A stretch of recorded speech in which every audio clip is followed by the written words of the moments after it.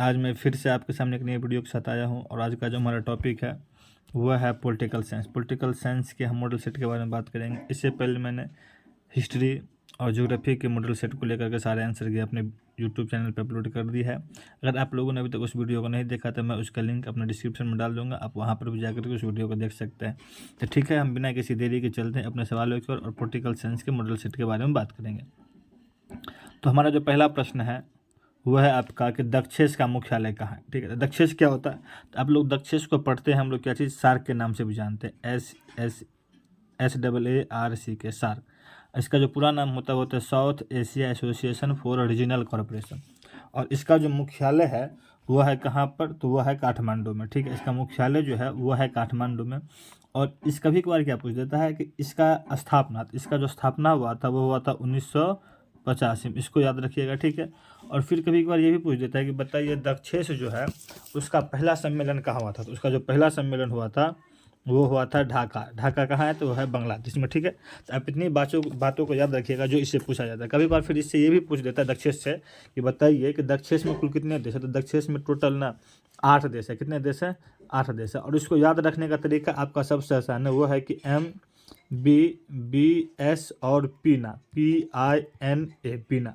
अब इसे कैसे याद रखेंगे? तो M से जो होगी आपका मालदीव, B से भूटान, B से बांग्लादेश, S से श्रीलंका, P से पाकिस्तान, I से इंडिया, N से नेपाल और A से अफगानिस्तान। और अंतिम जो देश इसमें शामिल हुआ था वो था हमारा अफगानिस्तान। ठीक है, तो उम्मीद है कि आपको दक्षिण से रिलेटेड सारा ऑब्जेक्टिव आप इसको इसी टॉपिक से समझ में आ गया होगा। ठीक है, चलते हैं हम अगले प्रश्न की ओर। अगला प्रश्न हमारा है कि भारत पाकिस्तान का युद्ध कब हुआ था। भारत पाकिस्तान का जो युद्ध हुआ था वो हुआ था कब? तो भारत पाकिस्तान का जो युद्ध हुआ था वो था 1971 में। इसी युद्ध के दौरान क्या हुआ था? एक नया देश भारत बनकर बाहर निकला, बांग्लादेश बनकर के भारत निकला, बांग्लादेश बनकर के एक नया देश उदय हुआ था। ठीक है, और इसी युद्ध के बाद क्या हुआ था? भारत और पाकिस्तान के बीच समझौता हुआ था 1920 में। कौन सा समझौता? 1972 में। कौन सा समझौता? तो शिमला समझौता। ठीक है, याद रखिएगा इस बात को। तो भारत के पाकिस्तान का जो युद्ध हुआ था वो कब हुआ था? इसमें से 1971 में हुआ था। अगला प्रश्न को चलते हैं। अगला प्रश्न हमारा है कि संयुक्त राष्ट्र संघ के वर्तमान महासचिव कौन है। तो संयुक्त राष्ट्र संघ के जो वर्तमान महासचिव है वो हमारे कौन है? तो वह हमारा एंटोनियो गुटेरस, ये हमारे वर्तमान के महासचिव है। और अगर बात करें इससे रिलेटेड ऑब्जेक्टिव की, तो यूनियन का इसका जो स्थापना पूछा जाता है तो वो पूछा जाएगा, तो वो होगा आपका 1945। और डेट की बात करें तो वो होता है 24 अक्टूबर 1945 को। ठीक है, तो याद रखिएगा इसके बाद। और इसका मुख्यालय पूछा जाएगा कभी कभार, तो इसका मुख्यालय जो होता है वो होता है न्यूयॉर्क में है। ठीक है, चलिए अगले प्रश्न में चलते हैं। अगला प्रश्न हमारा है कि संयुक्त राष्ट्र संघ के किस अंग को 1994 में निलंबित कर दिया गया था। तो वो जो हमारा आंसर होगा वो होगा ऑप्शन नंबर डी। इसको क्या गया था? जो पहले ये अंग था उसे 1994 में निलंबित करके हटा दिया गया था। अब चलते हैं अगले प्रश्न। अगला प्रश्न हमारा कि संविधान सभा के अस्थायी अध्यक्ष कौन थे। तो संविधान सभा के जो अस्थायी अध्यक्ष थे वो थे हमारे डॉक्टर राजेंद्र प्रसाद। और बात करें संविधान सभा की स्थापना की, तो वह स्थापना जो हुआ था वो हुआ था 6 दिसंबर 1940 में। इसका पहली बार गठन किया गया था। ठीक है, और जब इसका गठन हुआ तो इसकी जो पहली बैठक हुई थी 3 दिन के बाद। कब? तो 9 दिसंबर 1940 को। बात याद रखिएगा इससे। संविधान सभा का गठन कब हुआ था? तो 6 दिसंबर। बैठक पहली बार कब हुआ? तो 9 दिसंबर। ठीक है, अगले राजनीतिक दल ने संविधान सभा के बैठकों का बहिष्कार किया था। इसका जो सही उत्तर होगा वो होगा हमारा ए। मुस्लिम लीग ने क्या किया था? हमारे बैठकों का बहिष्कार किया था। अगला प्रश्न हमारा है किस संशोधन के द्वारा भारतीय संविधान की प्रस्तावना में पथ निरपेक्ष क्या होता है? मतलब वैसा देश जो किसी भी धर्म, एक विशेष धर्म को मान्यता नहीं देता बल्कि सभी धर्मों को साथ लेकर चलता है, जिसमें हमारा भारत आता है। तो इसको शब्द को पहले नहीं था हमारे संविधान में, लेकिन बाद में इसे जोड़ा गया। तो वो भी संविधान के किस संशोधन के तहत? तो इसका जो सही उत्तर हमारा है वो है सी नंबर आंसर, यानी कि 42वां संशोधन करके क्या किया गया था? संविधान में इस पद को जोड़ा गया था। अगला सवाल है हमारा कि संविधान निर्माण करने में संविधान सभा को कितना समय लगा। तो ये तो बच्चों वाले सवाल है जिसको आप लोग आसानी से जवाब दे देंगे। और इसका सही उत्तर है 2 वर्ष 11 माह और 18 दिन। ठीक है, फिर चलते हैं अगले प्रश्न पर। अगला प्रश्न हमारा है कि किसने कहा कि भारतीय संविधान वकीलों का स्वर्ग है। किसने कहा था? तो इसका जो सही उत्तर होगा वो होगा कौन सा? Professor Ivoire ginning. Professor Ivoire ginning ने क्या कहा था कि भारतीय संविधान जो है वो वकीलों का एक क्या है? स्वर्ग है।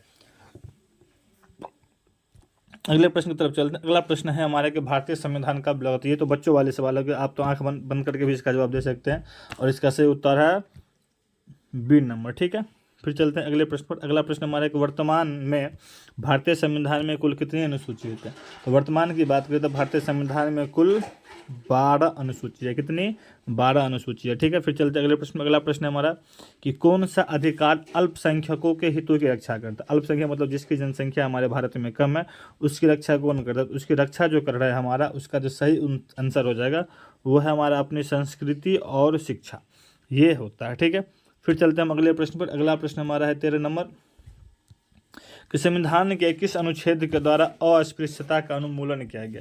तो टॉपिक है अस्पृश्यता। अस्पृश्यता मतलब होता है छुआछूत, जिससे लोग पहले लोग एक दूसरे की छोटी छोटी जातियों को बड़ी जाति के जो लोग थे वो छूते नहीं थे। तो ये किस अनुच्छेद के तहत उन्मूलन किया गया? तो इसका जो सही उत्तर हो जाएगा वो हो जाएगा सी, अनुच्छेद 17। ठीक है, फिर चलते हैं अगले प्रश्न पर। अगला प्रश्न हमारा है 14 नंबर कि भारत संविधान के किस संशोधन द्वारा संपत्ति के अधिकार को मौलिक अधिकार से हटा दिया गया। पहले हमारा जो मौलिक अधिकार था में संपत्ति का अधिकार भी शामिल था, लेकिन फिलहाल उसको हटा दिया गया और इसका जो सही उत्तर होगा वो कौन होगा? वो हो जाएगा 44वां संशोधन करके इसे हटा दिया गया था। फिर चलते हम अगले प्रश्न पर। अगला प्रश्न हमारा है कि मौलिक अधिकारों को लागू करने के रीट कौन जारी करता है। मौलिक हमारा अधिकार हमें रहे उसका रीट जो है वो कौन जारी करता है। तो इसका जो सही उत्तर हो जाएगा वो हो जाएगा कौन सा? वो हो जाएगा हमारा सर्वोच्च न्यायालय का। ठीक है, फिर चलते हैं अगला प्रश्न हमारा है कि भारतीय निर्वाचन आयोग में कुल कितने सदस्य। तो भारतीय निर्वाचन आयोग में जो सदस्यों की संख्या है वो है कितने? तो वह है 3, यानी कि ऑप्शन नंबर बी। फिर चलते हैं अगले प्रश्न पर। अगला प्रश्न हमारा है कि निम्नलिखित में से किस निकाय को भारतीय संविधान का संरक्षक या प्रहरी माना जाता है। जो हमारे संविधान की रक्षा करता है वो कौन करता है? इसका जो सही उत्तर हो जाएगा वो हो जाएगा बी नंबर का। न्यायालय के द्वारा ही क्या होता है? हमारे संविधान की रक्षा की जाती है। ठीक है, अब चलते हैं अगले प्रश्न पर। अगला प्रश्न है हमारा कि किस अनुच्छेद के तहत राज्यों में राष्ट्रपति शासन लागू किया जा सकता है। इसका जो सही उत्तर हो जाएगा वो हो जाएगा अनुच्छेद 356। 356 के तहत किसी भी राज्य में क्या हो सकता है? राष्ट्रपति शासन लगाया जा सकता है, जिसके तहत 1975 में लगाया गया था। अब है मंत्रिपरिषद सामूहिक रूप से किसके प्रति उत्तरदायी होता है। तो मंत्रिपरिषद जो भी होते हैं वो सामूहिक रूप से किसके प्रति उत्तरदायी होंगे? तो वो होंगे अपने लोकसभा के प्रति। किसके प्रति? लोकसभा के प्रति। ठीक है, अब चलते अगले प्रश्न। अगला प्रश्न हमारा है चुनाव आयोग का वर्णन भारतीय संविधान के किस अनुच्छेद में है। तो इसका सही उत्तर है वो है हमारा ऑप्शन नंबर बी। ठीक है, फिर चलते हैं अगले प्रश्न पर। अगला प्रश्न हमारा है कि किस राज्य के विधानमंडल में विधान परिषद नहीं है। बिहार में तो है विधानमंडल, किस राज्य में नहीं है? तो इसका जो सही उत्तर हो जाएगा वो हमारा हो जाएगा कौन सा? वो हो जाएगा ऑप्शन नंबर डी, राजस्थान। हमारा अगला प्रश्न है कि संसद की संयुक्त बैठक की अध्यक्षता कौन करता है। तो संसद की संयुक्त बैठक की जो अध्यक्षता करता है वो करता है हमारा कौन? लोकसभा का अध्यक्ष। ठीक है, तो इसका सही उत्तर हो जाएगा डी। अब चलते हम अगले प्रश्न पर। अगला प्रश्न हमारा है कि राज्यसभा के सदस्यों का कार्यकाल क्या होता है। राज्यसभा के जो सदस्य होते हैं उनका कार्यकाल जो होता है वो कितने वर्ष का होता है? वो होता है 6 वर्ष का। कितने वर्ष का? 6 वर्ष का। ठीक है, कितने वर्ष का? तो इसका जो सही उत्तर हो जाएगा वो हमारा हो जाएगा 6 वर्ष। चलते हैं फिर अगले प्रश्न पर। अगला प्रश्न हमारा है कि लोकसभा में संघ शासित प्रदेश से कितने सदस्य हो सकते हैं। तो लोकसभा में जो संघ शासित प्रदेश सदस्यों की संख्या है वो है हमारा 20। अगला प्रश्न हमारा है उच्च न्यायालय के न्यायाधीशों की सेवानिवृत्ति की आयु कितनी है। सेवानिवृत्ति का मतलब होता है कैसी? रिटायरमेंट। जब उच्च न्यायालय के न्यायाधीश रिटायरमेंट होता है उस समय उसकी अधिकतम आयु कितनी होनी चाहिए। तो उसकी जो अधिकतम आयु होती है वो होती है कितना? 62 साल। और उच्च न्यायालय की है इसीलिए 62 साल, लेकिन सर्वोच्च न्यायालय की अगर बात करेगा तो उसका उम्र होता है कितने साल? 65 साल। ठीक है, तो इसको याद रखिएगा आप लोग। चलिए अगले प्रश्न पर चलते हैं। अगला प्रश्न हमारा है कि भारत में उच्च न्यायालयों की संख्या कितनी है। तो भारत में उच्च न्यायालयों की संख्या टोटल है 25। कितनी? कुल 25 उच्च न्यायालय भारत में है, यानी कि हाईकोर्ट। अगले प्रश्न पर चलते हैं। अगला प्रश्न है संविधान के किस अनुसूची में केंद्र और राज्य के बीच शक्ति का विभाजन है। तो इसका जो सही उत्तर हो जाएगा वो हमारा हो जाएगा अनुसूची 7वीं। अनुसूची 7वीं में हमारे अगला प्रश्न हमारा है। अगला प्रश्न है कि पंचायती राज दिवस कब मनाया जाता है। तो पंचायती राज दिवस जो मनाया जाता है वो मनाया जाता है 24 अप्रैल को। अगला प्रश्न हमारा है कि 73वां एवं 74वां संविधान संशोधन कब हुआ था। तो 73वां और 74वां जो संविधान संशोधन हुआ था वो हुआ था 1993 में। अब चलते अगले प्रश्न पर। अगला प्रश्न हमारा है कि भारतीय संविधान के किस अनुच्छेद में संशोधन की प्रक्रिया का वर्णन है। तो वो प्रक्रिया, तो इसका ये तो सवाल ही कर ले गलत है, अनुच्छेद की बात यहाँ पर हो रहा है, लेकिन यहाँ पर ऑप्शन में अनुच्छेद दिया ही नहीं क्या। तो इसका जो सही उत्तर होता वो होता अनुच्छेद 368, ठीक है, इसको याद रखिएगा। 368 अनुच्छेद के तहत हम किसी भी भारतीय संविधान के संशोधन में प्रक्रिया कर सकते हैं। तो इसका अनुच्छेद विकल्प का ऑप्शन था नहीं, तो इसलिए इसका ऑप्शन ही गलत था। इसका सही उत्तर होता है अनुच्छेद 368। अब चलते हैं अगले प्रश्न। अगला प्रश्न हमारा है कि राज्यों के पुनर्गठन आयोग का अध्यक्ष कौन था। तो राज्यों का जो पुनर्गठन था उसका अध्यक्ष था कौन? सी न्यायमूर्ति फजल अली। और ये जो आयोग का गठन किया गया था वो कब किया गया था? तो गठन हुआ था 1953 में। और अधिनियम की अगर बात करें तो इसका जो अधिनियम बना था वो बना था 1956 में, ठीक है, याद रखिएगा इसको। उस समय कितने थे? तो 14 राज्य थे और 6 केंद्र शासित प्रदेश दिए गए थे, ठीक है, याद रखिएगा। अगले प्रश्न में चलते हैं। हमारा अगला प्रश्न है कि भाषाई आधार पर सबसे पहले किस राज्य की रचना हुई थी? तो इसका सही उत्तर हो जाएगा Andhra Pradesh, option number D, ठीक है। और आंध्र प्रदेश से एक नया राष्ट्र बना था जिसका नाम था तेलंगाना हाल फिलहाल में, और वो बना था 2015 में, ठीक है, याद रखिएगा इसको भी। अगला प्रश्न हमारा है कि भारत के प्रथम उप प्रधानमंत्री कौन थे? तो भारत के जो उप प्रधानमंत्री थे वो हमारे थे सरदार वल्लभ भाई पटेल, और यही जो थे वो हमारे प्रथम गृह मंत्री भी थे, ठीक है, तो याद रखिएगा इसको। अगले प्रश्न पर चलते हैं। अगला प्रश्न हमारा है कि ताशकंद समझौता कब हुआ था? तो ताशकंद समझौता जो हुआ था वो हुआ था 1966 में। कब? 1966 में, 1965 के युद्ध के बाद। 1965 का युद्ध किसके बीच हुआ था? तो भारत और पाकिस्तान के बीच, ठीक है, याद रखिएगा। जब भारत और पाक के बीच 1965 का युद्ध हुआ था उसके बाद भारत और पाकिस्तान के बीच ताशकंद समझौता हुआ था। उस समय जो भारत के प्रधानमंत्री थे वो थे लाल बहादुर शास्त्री, जो इस समझौते पर हस्ताक्षर किए थे। और पाकिस्तान की तरफ से साइन किया गया था वो था अय्यूब खान के द्वारा, ठीक है। और ये समझौता तो हुआ था वो सोवियत संघ रूस के दबाव में आकर के हुआ था, तो याद रखिएगा इतनी बातों को। चलिए फिर चलते अगले प्रश्न पर। अगला प्रश्न हमारा है कांग्रेस के युवा तुर्कों में किसे जाना जाता है? तो उसका जो सही उत्तर हमारा हो जाएगा वो हो जाएगा कौन सा? बी, यानी चंद्रशेखर को युवा तुर्कों में जाना जाता है। अगला प्रश्न हमारा है स्वतंत्र भारत में आयाम जो चुनाव है वो पहली बार कब हुआ था? तो इसका सही उत्तर हो जाएगा 1952, यानी ऑप्शन नंबर सी। अगले प्रश्न में चलते। अगला प्रश्न हमारा है कि भारत के प्रथम कानून मंत्री कौन थे? तो इसका जो सही उत्तर हो जाएगा वो हो जाएगा आपका बी, ऑप्शन नंबर बी, यानी कि BR अम्बेडकर। अगला प्रश्न हमारा है कि भारत में कितनी दलीय व्यवस्था वर्तमान में मौजूद है? तो भारत में कौन सी दलीय व्यवस्था? तभी बात करें अगर तो हमारे देश में बहुत दलीय व्यवस्था की सरकार है, कारण कि बहुत से दल मिलकर के अपनी शासन प्रणाली को आगे बढ़ाते हैं। इसका सही उत्तर क्या हो जाता है? इसका सही उत्तर हो जाता है सी।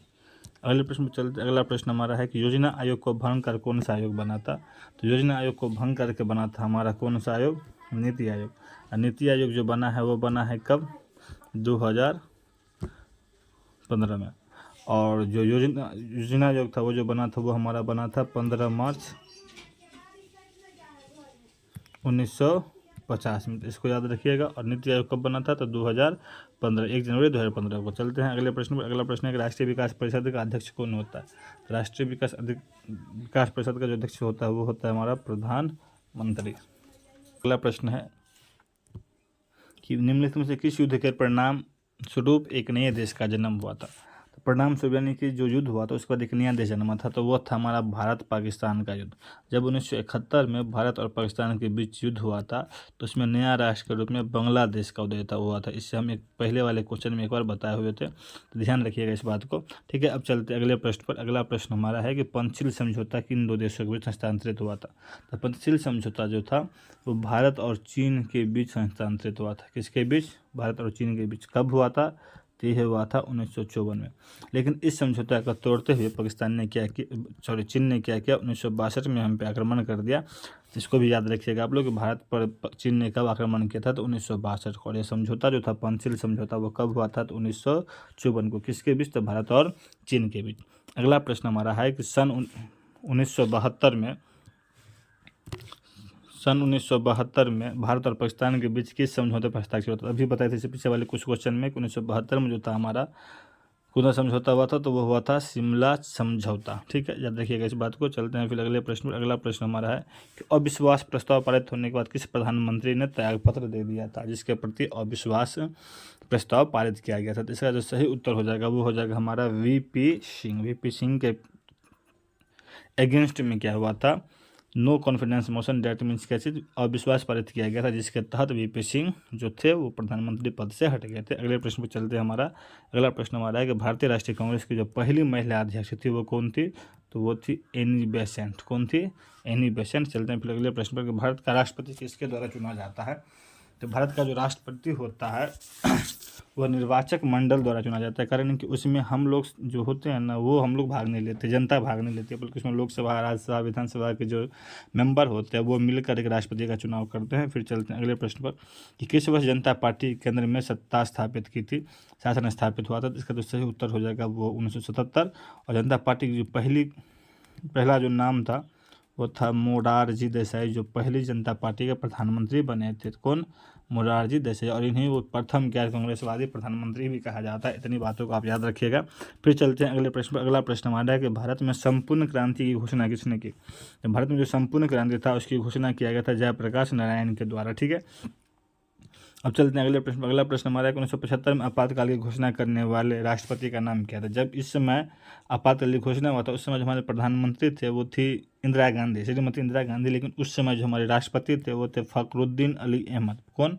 फखरुद्दीन अली अहमद। तो याद रखिएगा इस बात को। फिर चलते हैं अगले प्रश्न पर। अगला प्रश्न हमारा है 50वां कि बोडोलैंड स्वायत्त शासी परिषद किस राज्य में स्थित है? इसका जो सही उत्तर हो जाएगा वो हमारा हो जाएगा कौन सा? इसका सही उत्तर हो जाएगा असम। फिर चलते हैं अगले प्रश्न। अगला प्रश्न हमारा है कि पूर्वोत्तर भारत के 7 बहनों में से कौन सा राज्य इसमें शामिल नहीं है? तो ये हो जाएगा हमारा सही उत्तर पश्चिम बंगाल। अब चलते हैं अगले प्रश्न। अगला प्रश्न हमारा है इसमें कि प्रथम पिछड़ा वर्ग आयोग के अध्यक्ष कौन थे? तो प्रथम पिछड़ा वर्ग जो था उसका जो आयोग था वो था काका साहेब कालेलकर। अगला प्रश्न हमारा है किस प्रधानमंत्री ने मंडल आयोग की सिफारिशों को लागू किया? तो मंडल आयोग की सिफारिशों को लागू करने वाले जो हमारे प्रधानमंत्री थे वो थे इसका जो सही उत्तर हो जाएगा राजीव गांधी नहीं होंगे, बल्कि इसका सही उत्तर हो जाएगा कौन? बीपी सिंह। बीपी सिंह ने क्या किया था? प्रधानमंत्री की मंडल आयोग को सिफारिश करके लागू किया गया था। तो ऑप्शन नंबर डी। अगला प्रश्न हमारा है कौन सा संविधान संशोधन शहरी स्थानीय शासन से जुड़ा है? मतलब कौन सा ऐसा कॉन्स्टिट्यूशन में चेंज किया गया जो शहरी स्थानीय शासन से जुड़ा हुआ था? तो इसका जो सही उत्तर हो जाएगा वो हमारा हो जाएगा कौन सा? इसका हो जाएगा सही उत्तर ए, 74वां संशोधन करके स्थानीय शासन से जुड़ा हुआ था। अब है कि किस प्रधानमंत्री ने 1951 में पूरब की ओर देखो की नीति का आरंभ किया? तो इसका जो सही उत्तर हो जाएगा वो हो जाएगा सी PV नरसिम्हा राव ने। अगले प्रश्न में चलते हैं। अगला प्रश्न हमारा है सूचना का अधिकार किस वर्ष लागू किया गया था? तो सूचना का अधिकार जो है वो 2005 में लागू किया गया था। और कहाँ पर? तो वो किया गया था राजस्थान से, जिसके आंदोलन की शुरुआत हुई थी। इस आंदोलन की शुरुआत कहाँ से हुई थी? राजस्थान से। ठीक है, अगले प्रश्न पर चलते हैं। अगला प्रश्न हमारे दलित पैंथर्स नामक भारतीय संगठन की स्थापना जो है भारत के किस राज्य में हुआ था? तो इसकी जो स्थापना हुआ था वो हुआ था कहाँ पर? महाराष्ट्र में। इसका सही उत्तर हो जाएगा सी। अब चलते अगले प्रश्न पर कि बलवंत मेहता समिति ने किस प्रतिवेदन में कितने स्तरीय पंचायती राज व्यवस्था की सिफारिश की? तो इसका सही उत्तर हो जाएगा त्रिस्तरीय। अगला प्रश्न हमारा है कि प्रथम गुट निरपेक्ष सम्मेलन के अध्यक्ष कौन थे? तो प्रथम गुट निरपेक्ष सम्मेलन जो हुआ था उसके जो अध्यक्ष थे वो थे मार्शल टिटो। ठीक है, और गुट निरपेक्ष सम्मेलन जो हुआ था वो प्रथम गुट निरपेक्ष सम्मेलन कब हुआ था? तो वो हुआ था 1961 में। कितना? 1961 में। ध्यान रखिएगा इसी बात को। फिर चलते अगले प्रश्न पर। अगला प्रश्न हमारा है कि भारत ने पहला सफल परमाणु परीक्षण कब किया? तो भारत ने पहला सफल परमाणु परीक्षण जो किया था वो क्या था? 1974 में। और इस समय जो हमारी प्रधानमंत्री थी वो कौन थी? इंदिरा गांधी। उसके बाद दूसरा जो परमाणु परीक्षण सफल हुआ था वो हुआ था 1998 में। उस समय हमारे प्रधानमंत्री कौन थे? तो अटल बिहारी वाजपेयी। याद रखिएगा इस बात को। ठीक है, अगले प्रश्न पर हम चलते हैं। अगला प्रश्न हमारा है कि मैकमोहन रेखा कहाँ स्थित है? तो मैकमोहन रेखा जो है वो स्थित है कहाँ पर? तो वो स्थित था अरुणाचल प्रदेश में। तो इसका सही उत्तर कौन हो जाएगा? इसका सही उत्तर हो जाएगा सी। अब चलते प्रश्न निम्नलिखित में से कौन सा देश सार्क का सदस्य नहीं है? तभी हमने बताया था सार्क को याद रखने का सबसे इम्पोर्टेंट तरीका है क्या? शॉर्ट ट्रिक तरीका है कि MBBS, उसके बाद है पीना, यानी कि मालदीव, भूटान, बांग्लादेश, श्रीलंका, पाकिस्तान, इंडिया, नेपाल और अफगानिस्तान। तो इसका जो उत्तर हो जाएगा वो कौन हो जाएगा? म्यांमार। म्यांमार जो है वो क्या है? सार्क देश का हिस्सा नहीं है। तो ध्यान रखिएगा इसकी बात को। इसकी स्थापना कब हुआ था? तो वो हुआ था 1985 में। सार्क का दूसरा नाम क्या है? तो दक्षेश भी हम लोग कहते हैं। ठीक है, याद रखिएगा इस बात को। अब चलते अगले प्रश्न। अगला प्रश्न है कि सार्क का प्रथम सम्मेलन किस देश में होता है? पहला सवाल जब आप इसको देखे होइएगा इस वीडियो तो शुरुआत में ही बताए थे किसका जो हुआ था प्रथम सम्मेलन वह हुआ था कहाँ पर? ढाका में। और ढाका जो है वो किस देश में आता है? तो वो आता है बांग्लादेश की राजधानी है ढाका। तो इसलिए इसका सही उत्तर कौन हो जाएगा?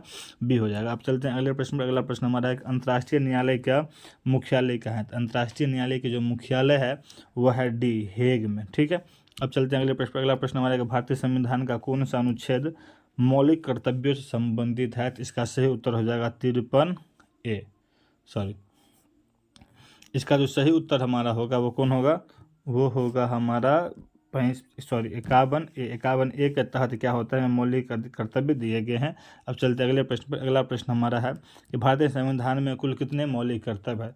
तो भारतीय संविधान में जो है कुल 11 मौलिक कर्तव्य है। कितने हैं, कुल 11 मौलिक कर्तव्य, याद रखिएगा इस बात को। अब चलते अगले प्रश्न में 67 हमारा सवाल है कि भारतीय संविधान के किस भाग में नीति निर्देशक तत्व का उल्लेख है। इसका जो सही उत्तर हो जाएगा वो हो जाएगा सी, चौथे भाग में। फिर अगला प्रश्न कि 19वें अनुच्छेद में नागरिकों को कुल कितनी स्वतंत्रताएं वर्णित हैं। तो 19वें अनुच्छेद में टोटल जो हमें स्वतंत्रता दी गई है वो 6 दी गई है। पहले 7 थे, लेकिन उसमें से पहले कितने थे, 7 थे, लेकिन इसमें से किस अधिकार को हटा दिया गया, स्वतंत्रता को, तो संपत्ति के अधिकार जो थे उसको हटा दिया गया था। ठीक है, तो ध्यान रखिएगा इस बात को। चलते हैं फिर अगले प्रश्न पर। अगला प्रश्न हमारा है कि राज्य में मुख्यमंत्री की नियुक्ति कौन करता है। राज्य में जो मुख्यमंत्री की नियुक्ति करता है वो करता है कौन, तो वो करता है राज्यपाल। अगला प्रश्न हमारा है कि राष्ट्रपति राज्यसभा के कितने सदस्यों को मनोनीत करता है। तो इसका जो सही उत्तर हो जाएगा वो हो जाएगा 12। अगले प्रश्न में चलते हैं। अगला प्रश्न हमारा है कि राज्य की सरकार का वास्तविक प्रमुख कौन होता है। राज्य की सरकार का जो वास्तविक प्रमुख होता है वो होता है हमारा मुख्यमंत्री। अगले प्रश्न में चलते हैं। अगला प्रश्न हमारा है कि बिहार विधान परिषद में कितने सदस्यों को राज्यपाल मनोनीत कर सकता है। तो इसका सही उत्तर जो हो जाएगा वो हो जाएगा हमारा 1/6 भाग को। अगले प्रश्न में चलते हैं। अगला प्रश्न है भारत में किसी मृत्युदंड पाए जाने वाले अपराधी को क्षमा प्रदान करने की शक्ति किसे प्राप्त है। इसलिए शक्ति जो दिया गया वो राष्ट्रपति के द्वारा दिया गया है, जो वह किसी के दिए गए मृत्युदंड को माफ कर सकते हैं। अगला प्रश्न हमारा है कि राज्यसभा का सदस्य होने के लिए उम्मीदवारों की न्यूनतम आयु कितनी है। राज्यसभा का सदस्य होने के लिए जो उम्मीदवार होती है उनकी जो अधिकतम आयु है वो कितनी है, वो है 30 वर्ष। लेकिन लोकसभा के लिए अगर बात करें तो वह होता है 25 वर्ष। कितने वर्ष, 25 वर्ष। किसके लिए, तो लोकसभा के लिए। जबकि राज्यसभा के लिए कितना है, तो राज्यसभा के लिए 30 वर्ष। चलते हैं फिर अगले प्रश्न के लिए। अगला प्रश्न हमारा है कि लोकसभा का विघटन कौन करता है। तो लोकसभा का जो विघटन करता है वो करता है राष्ट्रपति। अगला प्रश्न हमारा है कि भारतीय संविधान के किस अनुच्छेद में राष्ट्रपति अध्यादेश जारी कर सकता है। तो इसका जो सही उत्तर हो जाएगा वो हो जाएगा अनुच्छेद 123। अब चलते हैं अगले प्रश्न पर। हमारा अगला प्रश्न है कि लोकसभा का सदस्य कितने वर्षों के लिए निर्वाचित होता है। तो लोकसभा का सदस्य जो होता है वो 5 वर्षों के लिए निर्वाचित होता है। ठीक है, इसका सही उत्तर हो जाएगा बी। अब चलते हैं अगले प्रश्न में। अगला प्रश्न हमारा है कि लोकसभा के प्रथम अध्यक्ष कौन थे। तो लोकसभा के जो प्रथम अध्यक्ष थे वो थे हमारे कौन, तो वो थे हमारे GV मावलकर। ठीक है, अब चलते हैं अगले प्रश्न पर। अगला प्रश्न हमारा है कि भारत के चुनाव आयोग को किस सूची में रखा गया। तो सूची वैसे हमारे यहाँ 3 है, संघ सूची, राज्य सूची और समवर्ती सूची। संघ सूची वैसा सूची होता है जिस पर सारा नियम कानून केंद्र सरकार बनाती है। राज्य सूची, इसमें राज्य सरकार अपने नियम के अपने कायदे के हिसाब से नियम बनाता है। और समवर्ती सूची ऐसा होता है जिसमें नियम सरकार, राज्य सरकार और केंद्र सरकार दोनों मिलकर के बनाती है। तो चुनाव आयोग के प्रति जो नियम सारे होते हैं वो संघ सूची के अंतर्गत रखे जाते हैं। अब चलते हैं अगले प्रश्न पर। अगला प्रश्न हमारा है कि 80 भारतीय संविधान के प्रस्तावना में कितने प्रकार का न्याय का वर्णन है। तो भारतीय संविधान के प्रस्तावना में टोटल जो है वो 3 प्रकार के न्यायों का वर्णन है। वो कौन कौन, सामाजिक, आर्थिक और राजनीतिक, ये 3 प्रकार के क्या है न्याय दिए गए हैं। ठीक है, अब चलते हैं अगले प्रश्न पर। अगला प्रश्न है कि भारत के राष्ट्रपति पर महाभियोग लगाने का अधिकार किसके पास है। इसका जो सही उत्तर हो जाएगा वो हो जाएगा संसद। अब चलते हैं अगले प्रश्न में। अगला प्रश्न है कि संयुक्त राष्ट्र संघ की स्थापना कब हुई थी। तो संयुक्त राष्ट्र संघ की जो स्थापना हुई थी वो हुई थी 1945 में। और डेट भी हम बताए थे प्रथम क्वेश्चन में 24 अक्टूबर को। ठीक है, कब हुआ था, तो 24 अक्टूबर को। चलते हैं अगले प्रश्न में। अगला प्रश्न हमारा है कि संयुक्त राष्ट्र संघ के कुल कितने अंग हैं। संयुक्त राष्ट्र संघ के टोटल जो अंग है वो हैं 6। अब चलते हैं अगले प्रश्न। अगला प्रश्न है कि निम्नलिखित में से कौन सुरक्षा परिषद का अस्थायी सदस्य नहीं है। तो सुरक्षा परिषद में टोटल 15 देश होते हैं, जिसमें से जो होते हैं अस्थाई आते हैं और 1 होते हैं अस्थाई। तो 5 होते हैं अस्थाई और 10 होते हैं अस्थाई। तो 5 अस्थाई देशों में जो आता है वो आता है फ्रांस, ब्रिटेन, रूस, अमेरिका और चीन। तो इसका जो सही उत्तर हो जाएगा तब कौन हो जाएगा, वो हो जाएगा जर्मनी। और भारत जो आता है वो अस्थायी देश सदस्यों के देशों में आता है। तो याद रखिएगा कि टोटल सुरक्षा परिषद में 15 सदस्य होता है, जिसमें से 5 स्थायी और 10 अस्थायी होते हैं। 5 स्थायी देशों के जो नाम है वो है फ्रांस, ब्रिटेन, रूस, अमेरिका और चीन। ठीक है, अब चलते हैं अगले प्रश्न पर। अगला प्रश्न हमारा है कि सुरक्षा परिषद के अस्थायी सदस्यों की संख्या कितनी है। अभी बताए थे अस्थायी सदस्यों की संख्या जो होती है वो कितनी होती है, 10 होती है। अब चलते हैं अगले प्रश्न के। संयुक्त राष्ट्र संघ का जो मुख्यालय है वो कहाँ है। इसका जो मुख्यालय है वो है न्यूयॉर्क में। कहाँ पर, न्यूयॉर्क में। अब चलते अगले प्रश्न पर कि विश्व स्वास्थ्य संगठन जो है उसका मुख्यालय कहाँ है।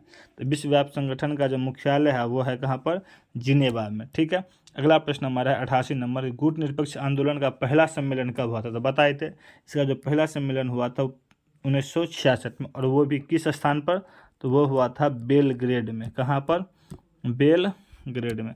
अब चलते अगला सवाल कि किस शहर में गुट निरपेक्ष आंदोलन का पहला सम्मेलन आयोजित किया गया था। तो अब ये बताएं इसका जो सही उत्तर क्या हो जाएगा, वो हो जाएगा बेलग्रेड। बेलग्रेड में पहला हुआ था। अगला प्रश्न हमारा है कि गुट निरपेक्ष आंदोलन का 19वां सम्मेलन जो 2024 में होने वाला है वो किस देश में होने जा रहा है। इसका जो सही उत्तर हो जाएगा वो हो जाएगा युगांडा। युगांडा में होने वाला है। अगला प्रश्न हमारा है कि सार्क के कितने सदस्य। अभी बताए थे आप लोगों को, शुरुआत में भी बताया था इसमें टोटल कितने सदस्य थे। इसमें टोटल 8 सदस्य, और नए सदस्य का नाम क्या है, तो वो है अफगानिस्तान। अब चलते हैं अगले प्रश्न। अगला प्रश्न हमारा सार्क सदस्य का अंतिम सदस्य, तो वही बताएं कि जो लास्ट में बाद में जुड़ा वो कौन था। तो वो क्या था, वो था अफगानिस्तान। अब चलते अगले प्रश्न। अगला प्रश्न हमारा सार्क यानी कि दक्षिण की स्थापना किस वर्ष की गई थी। कुछ प्रश्न पहले ही हम आपको बताए थे इसकी जो स्थापना था वो कब हुआ था, 1985 में। तो देखिएगा अभी तक क्या किया गया, बहुत ही सार्क से बहुत सारा टॉपिक पूछा गया। अंतर्राष्ट्रीय संगठन से बहुत सारा टॉपिक पूछा जाता है, तो अब उसको ध्यान रखिएगा। अभी अगला प्रश्न कि बिहार विधानसभा में कुल कितने सदस्य हैं। तो बिहार विधानसभा में टोटल 243 सदस्य हैं। अब चल का 42वां संशोधन किस वर्ष हुआ था। तो संविधान का जो 42वां संशोधन हुआ था वह हुआ था 1978 ईस्वी में। ठीक है, अब चलते हैं अगले प्रश्न। अगला प्रश्न हमारा है कि भारतीय संविधान का संशोधन दल विरोधी कानून से संबंधित है, वो किस संशोधन के तहत। इसका जो सही उत्तर हो जाएगा वो हो जाएगा 52वां संशोधन करके दल विरोधी कानून जो था वो संविधान में जोड़ा गया था।